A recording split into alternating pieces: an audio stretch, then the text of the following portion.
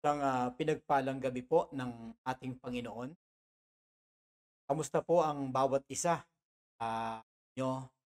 At 8:00 na naman po ng gabi at kumakatok po salita po ng Diyos sa inyong mga tahanan, puso. At nawa ang gabing ito ay maging kapala sa ating mga kaluluwa. Kahapon po ay nagdaos po ang ating church ng pre-anniversary celebration. At this coming Sunday po ay magkakaroon po tayo ng anniversary proper. At ini-invite ko po ang lahat po ng legit members ng CBC at mga faithful attenders, mga workers, leaders, at sana ay makapagsama-sama po tayo sa pagpupuri sa Panginoon. 3:00 po ng hapon sa dako po ng Lakeview. Sa likod po tayo ng munisipyo ng Muntinlupa. Maganda po ang aralin po natin tonight. Talagang gagabayan na naman tayo ng ating Panginoon patungo sa kanyang kalooban. Ang atin pong Bible verse ay makikita sa John chapter 4 verse 23 to 24.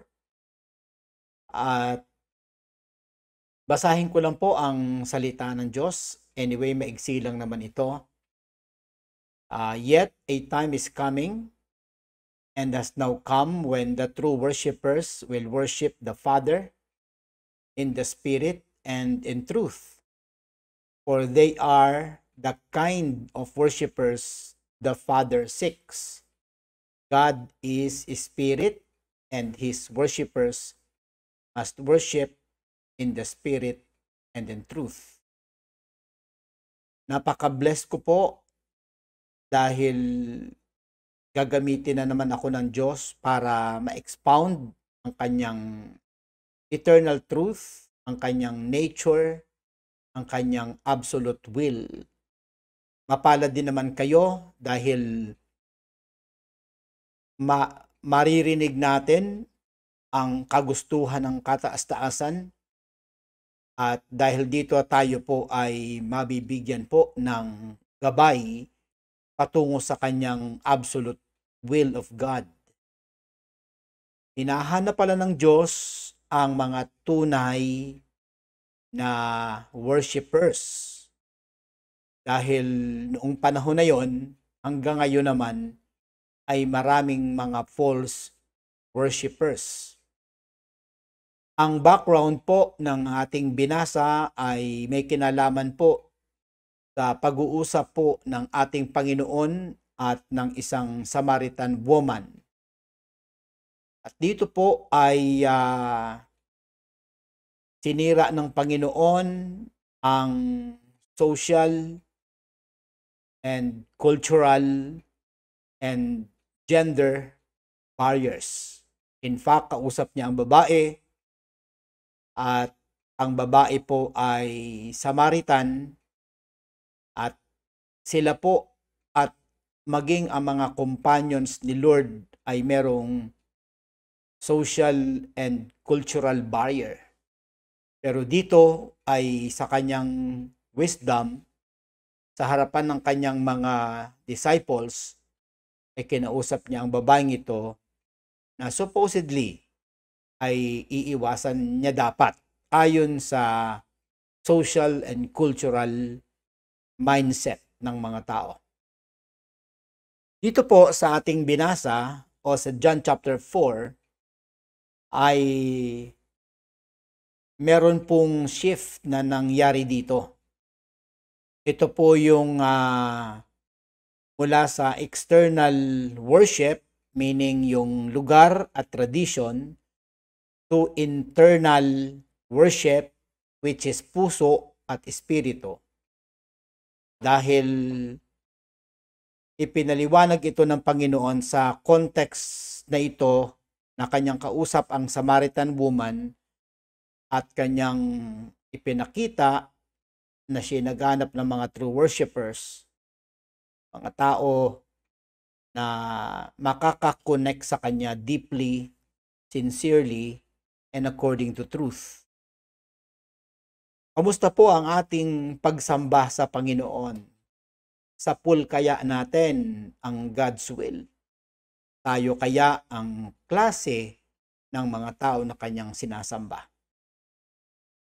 Meron lang po akong isang maikling illustration. Ang pamagat ay The Gift and the Giver.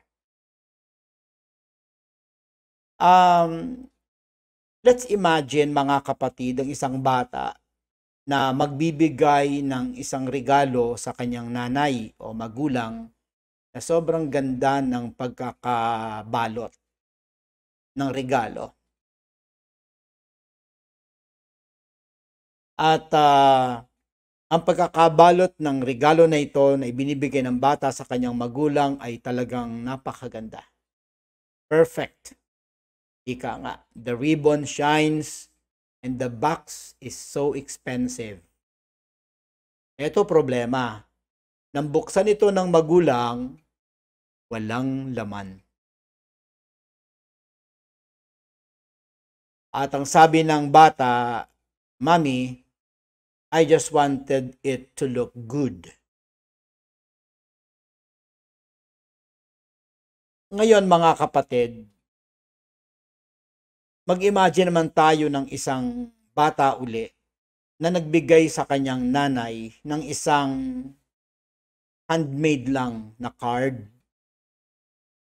At siya lang ang sumulat at ang nakalagay doon ay, "I love you, Mama. And I want to be close to you always." Yun ang kanyang isinulat. At ang sabi ng bata, it may not look impressive, Mama, on the outside.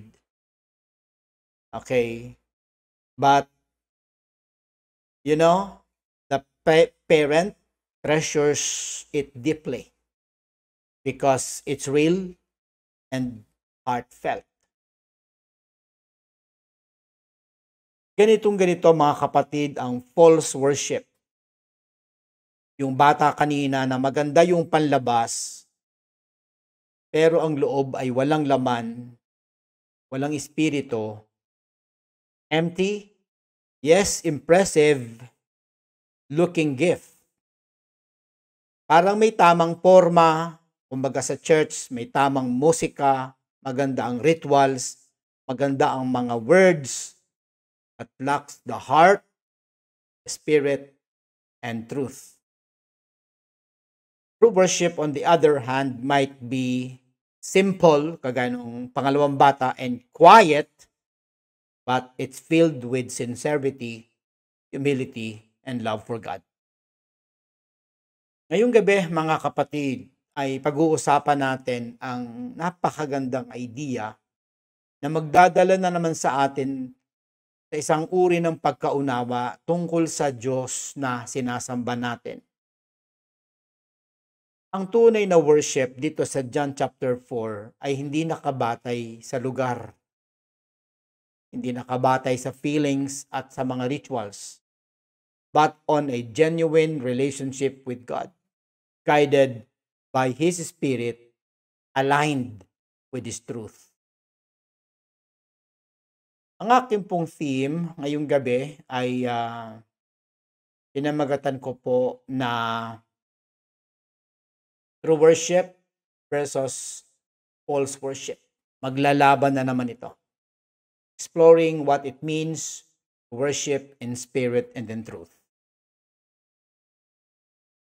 Ang aking po magiging katanungan is, how do we understand the true nature of worship?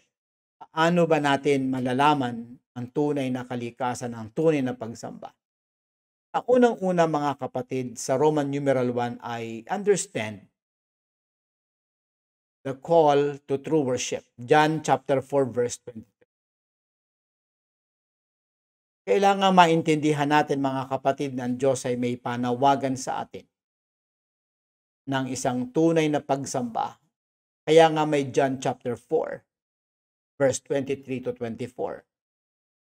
Ang worship ng ating Panginoon ay sinaysay niya dito kung ano yung kanyang kagustuhan. Worship in spirit. It means internal, it means heartfelt, it means spirit-led. Sa Romans chapter 8 verses 14 to 20, verses 14 to 16. And for those who are led by the Spirit of God are the children of God. The Spirit you receive does not make you slaves so that you live in fear. Rather, the Spirit you received brought about your adoption to sonship, and by Him we cry, Abba, Father. The Spirit Himself testify with our spirit that we are God's children. Paulit-ulit mga kapatid na binabanggit dito ang kahalagahan ng Espiritu ng Diyos. Internal, heartfelt, spirit-led. Ang isang panambahan na walang banal na Espiritu ay walang saysay. Yan ay physical, yan ay religion, yan ay walang silbi, walang saysay. Isa pang, kumbaga sa pagkain, ay isa pa sa mga mahalagang menu ay in truth. Dapat ang ating pagsamba hindi lamang sa Espiritu, kundi grounded in Scripture. John 17:17, mga kapatid, sanctify them by the truth, your word is truth. Kaya sa pagsamba, hindi dapat hiwalay ang salita ng Diyos. In fact, dapat ang Word of God ang nagbibigay ng giya sa ating pagsamba. Paano kaya yung pupunta ka ng simbahan, wala namang Bible preaching? Kaya nga sa atin, ang pagsamba, every Sunday, ang pinakasentro ay ang preaching of the Word. Ang tunay na pagsamba, mga kapatid, ay merong spiritual reality.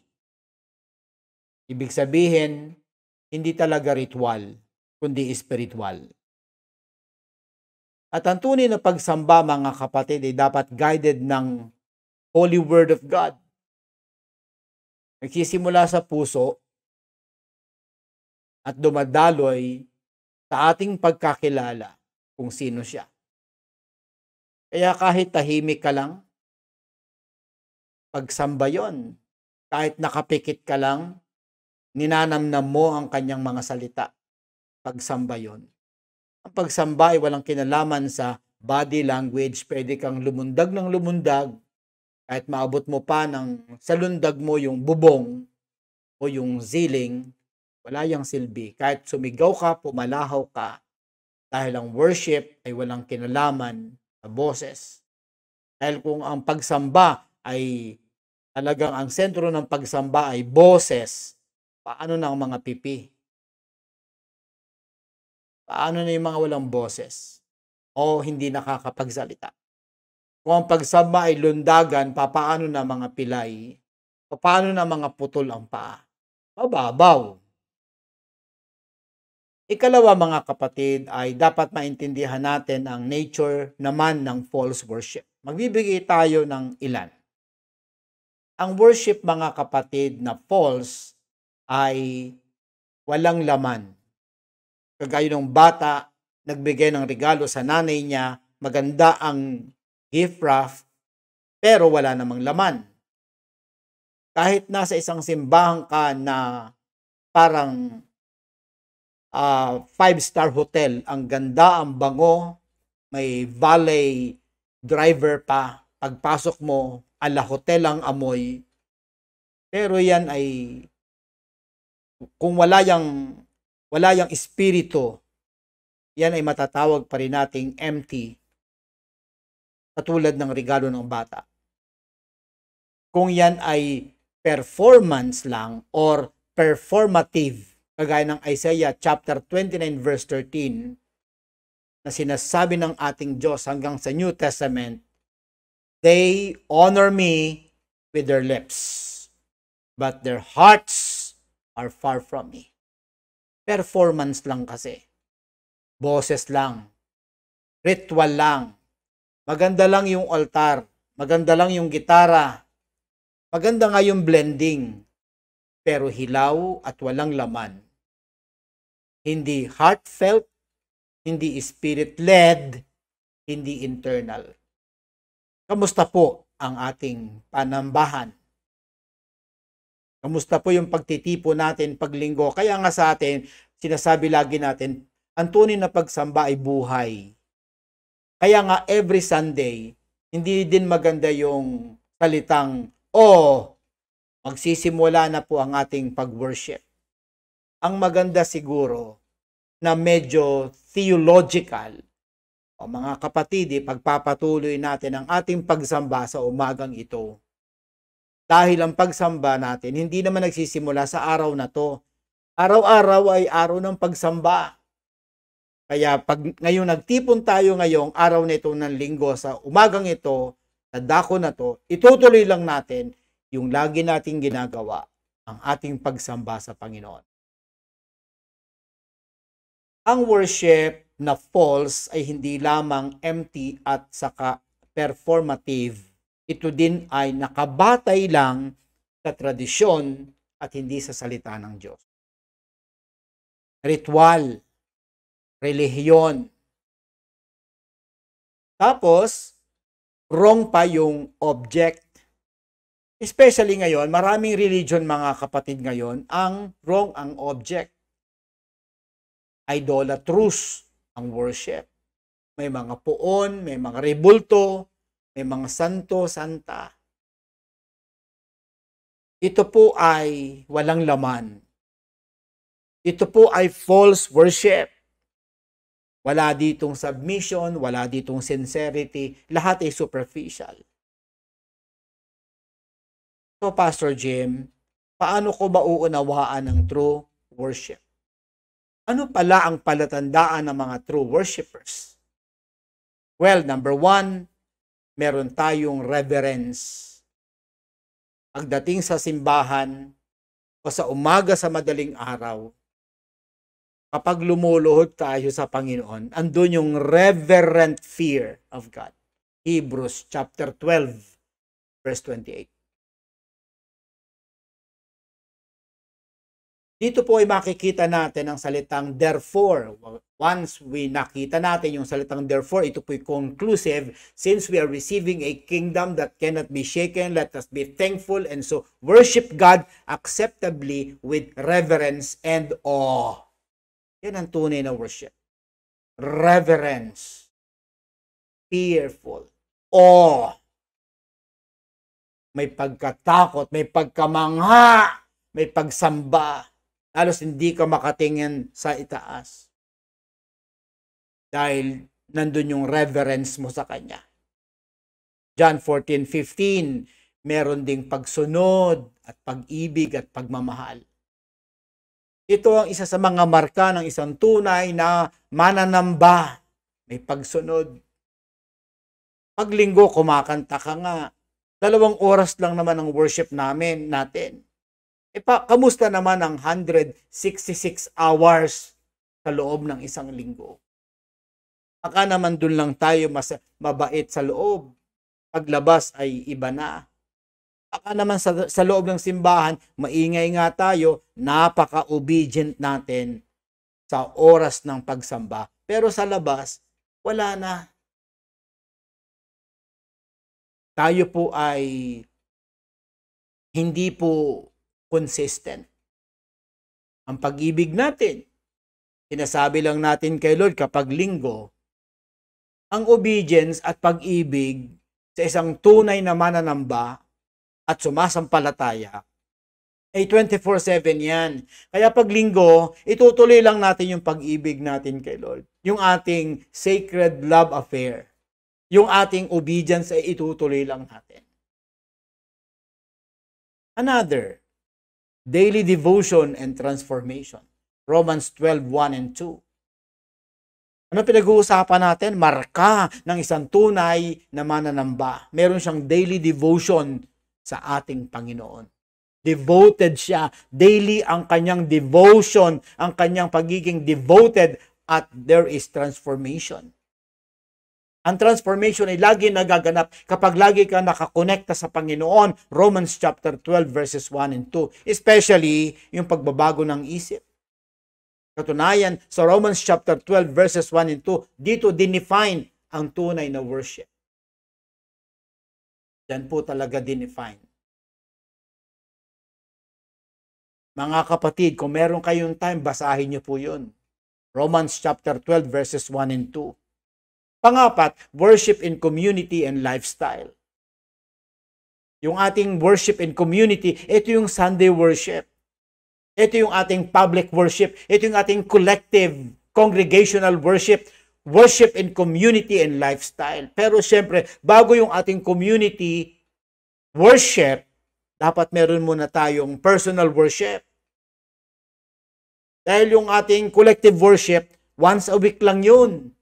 Pero yung ating daily worship, personal worship, araw-araw yun.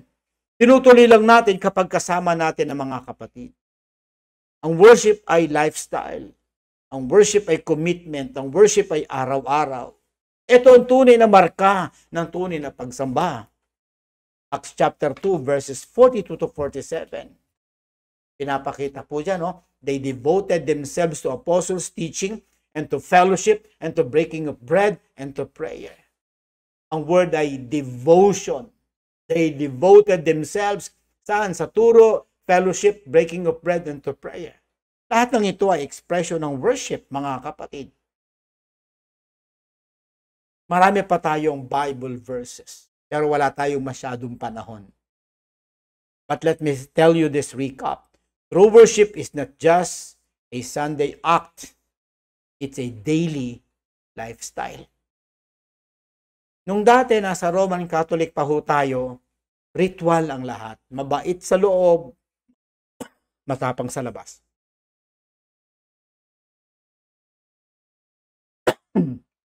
Sunday, tumasamba. Monday to Sabado, nasa sanlibutan. Hindi po natin madadaya ang ating Panginoon. In my conclusion, I should say this. God is seeking true worshipers today. Those who will worship in Him or worship Him in spirit and in truth. So ito yung gusto ni Lord. Ito yung true. Merong adjective na true worshipers. God is looking for true worshipers today. Ano yun? Those who will worship Him in spirit and in truth. Sana makarespond tayo today, mga kapatid. Ngayong gabi, na ang ating puso ay punong-puno ng pagsamba kay Lord. Ang pagsamba ay isang uri. Ang pag-surrender ay isang uri ng pagsamba, mga kapatid. Here are my propositions. Number 1, grow in true worship. Magkaroon tayo ng paglago sa tunay na pagsamba. Ay paglago tayo. Dapat nga humahaba yung ating singing time, yung ating meditation, yung ating spending time under the feet of the Lord Jesus Christ. Paano yun? Number 1, know God deeply through His Word. Dapat sa pagbabasa natin, nakikilala natin talaga siya through His Word. Dahil ang Bible ay salita niya, yan ay revelation niya tungkol sa kanyang sarili. Everything binabasa natin yan, nakikilala natin siya. Number 2, invite the Holy Spirit to lead your worship. Sa pagsamba natin kay Lord, andun ang prayer, Lord, tulungan mo ko. It must be a spiritual act of worship. Huwag kang mag-worship na batay sa isang program na parang nagmamadali. Alam mo na yung sunod-sunod. You pray. You invite the Holy Spirit to lead you in worship. Iba yung spirit-led na worship. Pursue purity and sincerity. Ito yung tunay na pagsamba. Yung pagtaas ng kamay, nakataas din ang puso. Kasi alam nyo naman si Lord, hindi natin madadaya. Nakataas ang kamay mo, hindi ka naman sincere. O nakataas nga ang kamay mo ngayon, pero kanina naman, ipinanghampas mo sa asawa mo, naring sa isay. Kaya pursue purity and sincerity. The last but not the least, make Jesus the center of your life. Colossians 1:18. Mga kapatid, pinag-usapan po natin ang mga tunay na rekado ng tunay na pagsamba. Sana masundan po natin to. At sana naging maliwanag ito sa atin mga kapatid. Sana naging klaro na sa atin yung true worship and false worship. Nasaan tayo? Haluan ba tayo? Tayo ba ay ignorante sa mga kalooban ng Diyos na related sa pagsamba? Nasa born again church na tayo, pero baka dala pa rin natin ang lumang tradisyon ng pagsamba na unacceptable sa Panginoon. Ngayong gabi, sana'y nagkaroon ng saysay ang ating Bible study na ito. Sana dinadala na naman tayo nito sa another level of understanding kung sino ang ating Panginoon. Ang pagsamba po ay personal business natin. Alam nyo, sa prayer, pwede kong sabihin sa asawa ko, Ma, sweetheart, please pray for me. Pero pagdating sa worship, I cannot tell my wife, please, worship for me. Mga kapatid, hanggang dito na lang po si Pastor Jim. Salamat po sa 30 minutes na ipinahiram nyo po sa akin para po sa inyong eternal purposes. Yung 30 minutes na to means a lot. Baka dahil dito sa 30 minutes na to, you will find your eternal life. Napakalaking bagay po nito. Kapag itong turo nating ito ngayong gabi ay na-assimilate, na-incorporate ninyo, you will become a very powerful person in the sight of God. Good night, mga kapatid. God bless.